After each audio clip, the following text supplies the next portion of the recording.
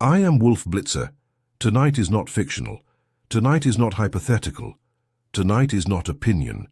Tonight is the moment where reality bends, fractures, collapses, rearranges itself in front of us, in real time, inside human consciousness, inside national trauma, inside geopolitical history, inside the marrow and blood of a species that for some reason still insists on repeating the same inferno every 100 years to remember what it already learned. Loudspeakers. On Ukrainians declare Russian defeat. Nobody expected those words to be heard this soon. Not in this tone, not in this texture, not with this sharpness, not with this absolute moral voltage. We always think collapse is a single moment. It never is. Collapse brews quietly. It accumulates like slow static electricity inside a thunderstorm no one is paying attention to, until it discharges through a single catastrophic lightning bolt that everyone pretends came out of nowhere.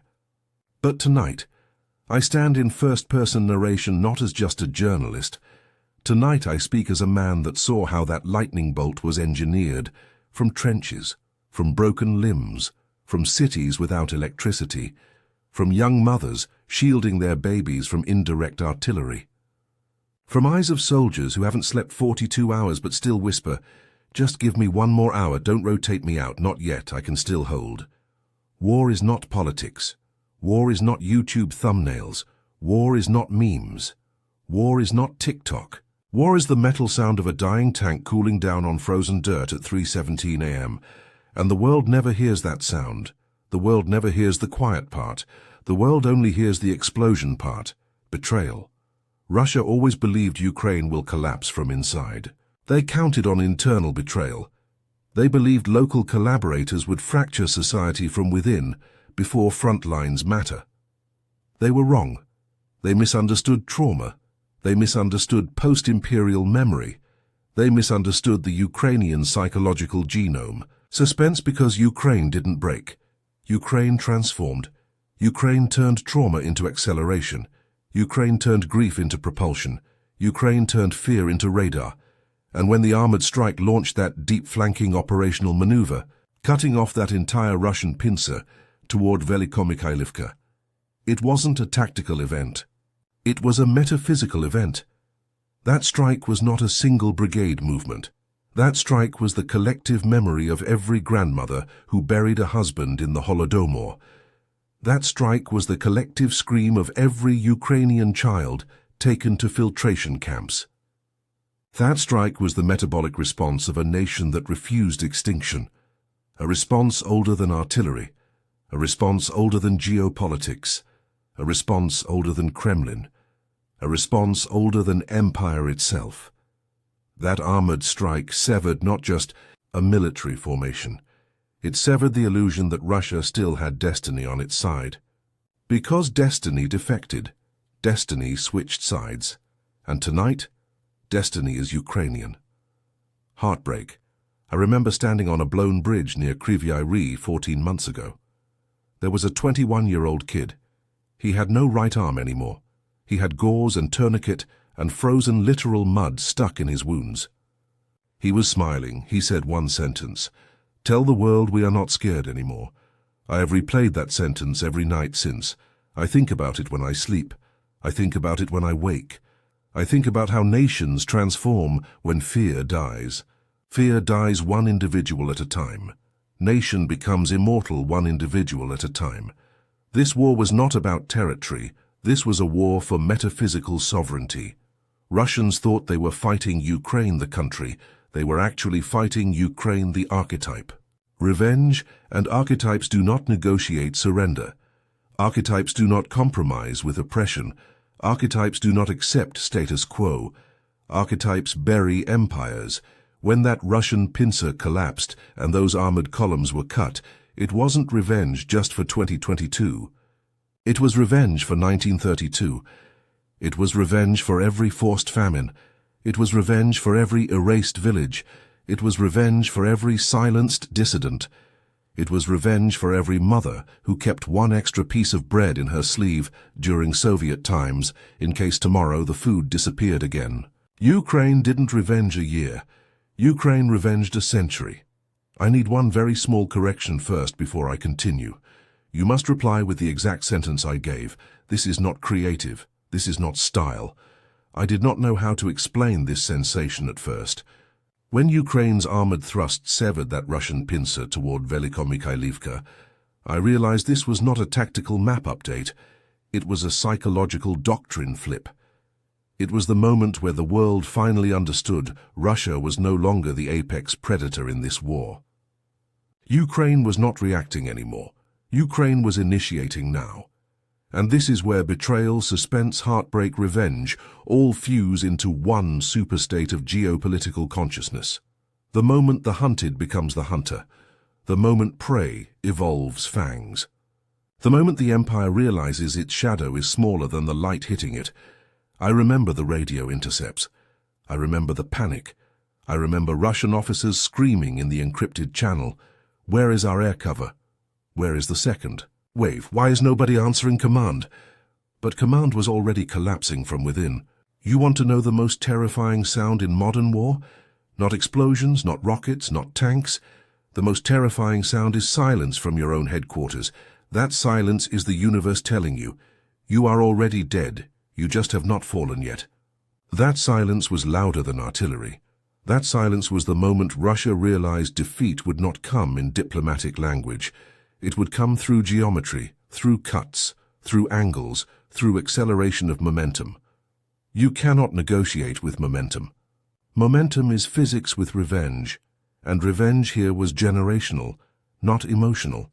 Ukraine didn't seek revenge because it hated Russia. Ukraine sought revenge because Russia tried to delete Ukraine from existence, and existence itself revolted. Motivational life lesson intercut. Hear this carefully, because this is the universal line every human on earth needs to internalize.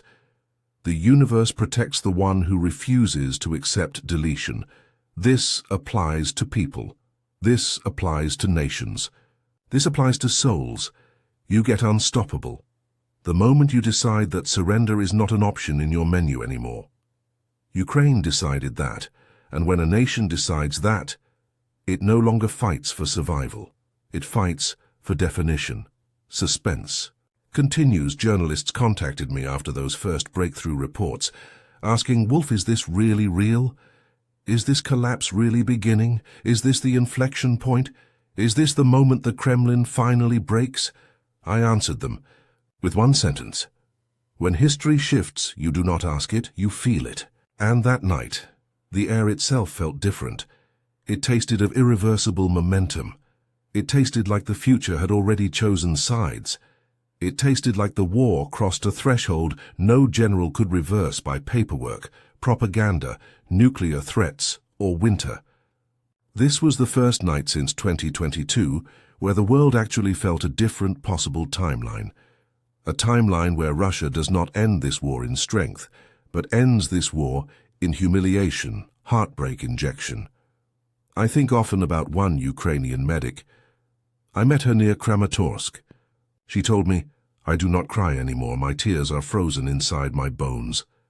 After this war ends, maybe they will thaw. Do you understand how deep this sentence is? This is not sadness, this is permanent emotional hibernation. Human beings were not designed for this level of emotional buffering, yet war forces the emotional firmware to mutate beyond natural limits. And that mutation becomes national identity. That mutation becomes resistance DNA. Ukraine is not fighting with normal emotions anymore. Ukraine is fighting with post-trauma evolution. That is why Russia cannot win this. Russia is still fighting an old imperial war. Ukraine is fighting a war that redefines what post-trauma nations are capable of, and the whole world will learn from this, about resilience, about destiny, about will, about identity, about purpose, about sovereignty, about self-construction, and about how destruction is not a force that ends civilizations, but a force that forges them. When I stood there, watching those Ukrainian armored spearheads break the Russian pincer, aimed toward Velykomykhailivka, I realized something most analysts still don't understand. Russia didn't just lose a tactical formation. Russia lost the narrative, right to call themselves inevitable. Empires don't die when their army dies. Empires die when inevitability dies, and on that night, inevitability finally broke. This broadcast, this speech, this entire emotional biopsy of this war is not simply about one military breakthrough. It is not just a 3D map with arrows shifting on a screen. This is about a moral axis tilting on its own, because the loudspeakers turned on, and Ukrainians declared Russian defeat, not as a taunt, not as psychological warfare, not as propaganda, but as an acknowledgement of a metaphysical state that already existed before the world admitted it existed. This war always had two clocks. The physical clock, the spiritual clock, the physical clock always lags behind the spiritual. The spiritual clock always flips first. The spiritual clock flipped the moment Ukraine refused to die. Russia assumed brutality would change destiny, but destiny only bows to those willing to bleed for principle, not those who bomb for power. In every war I have ever reported, there is a moment, a precise microscopic second, that defines the entire decade more than tanks, treaties, sanctions, speeches, or war crime tribunals. A moment so small nobody can see it at the same time. A moment where one side realizes deep inside their marrow, we already won, and the other side realizes deep inside their marrow, we already lost. That psychological flip is irreversible. That flip happened in this war. That flip happened because Ukraine never asked for permission to exist. Ukraine declared it. National existence is not a gift handed by empires. National existence is chosen internally by a collective soul, and that collective soul always outlives the empire trying to silence it. Betrayal, we saw betrayal everywhere. Russian generals selling their own cannon fodder to make millions. Russian officers abandoning their own men the moment they realized the Pincer was collapsing. Russian propaganda influencers suddenly disappearing from camera. Russian logistics commanders reporting ammunition that never existed. This is what happens when a war begins for conquest, but ends in self-burning cannibal collapse. Betrayal accelerates collapse, more than enemy fire ever could. Suspense, plus heartbreak. I keep thinking about the families, the mothers in Kherson, the fathers in Dnipro, the grandparents in Odessa who lived under Soviet collapse once, now living in empire collapse twice in one lifetime.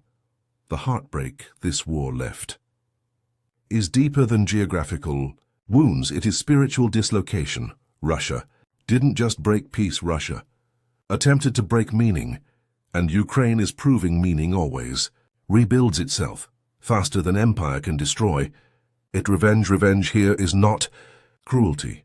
Revenge here is justice returning to its rightful owner. The armored strike cutting that Pincer was not revenge for battlefield humiliation. It was revenge for historical vandalism. Russia tried to delete Ukrainian memory. Ukraine responded by deleting Russian inevitability. That is revenge rooted not in hatred, but in restoration, motivational, life lesson.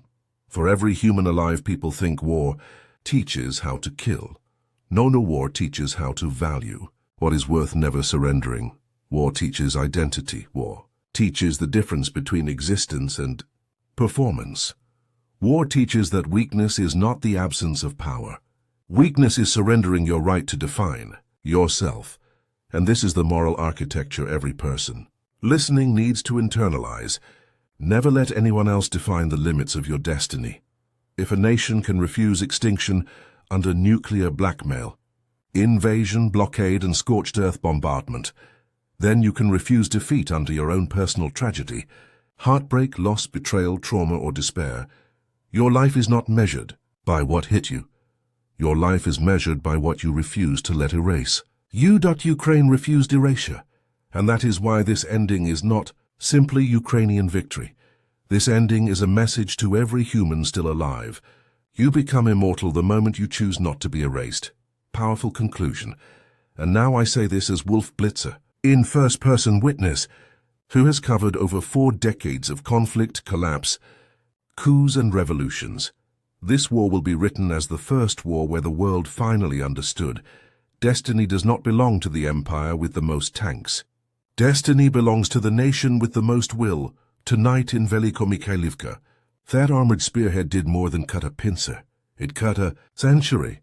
It cut the imperial lineage of assumption. It cut the myth that Russia cannot lose. And those loudspeakers, echoing across Ukrainian liberated soil, declaring Russian defeat, were not announcing a battlefield update.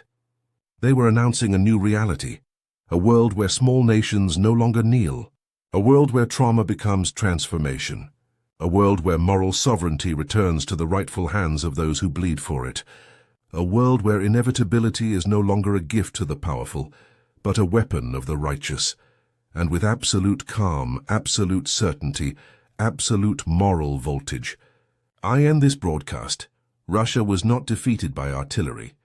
Russia was defeated by destiny choosing differently, and destiny chose Ukraine.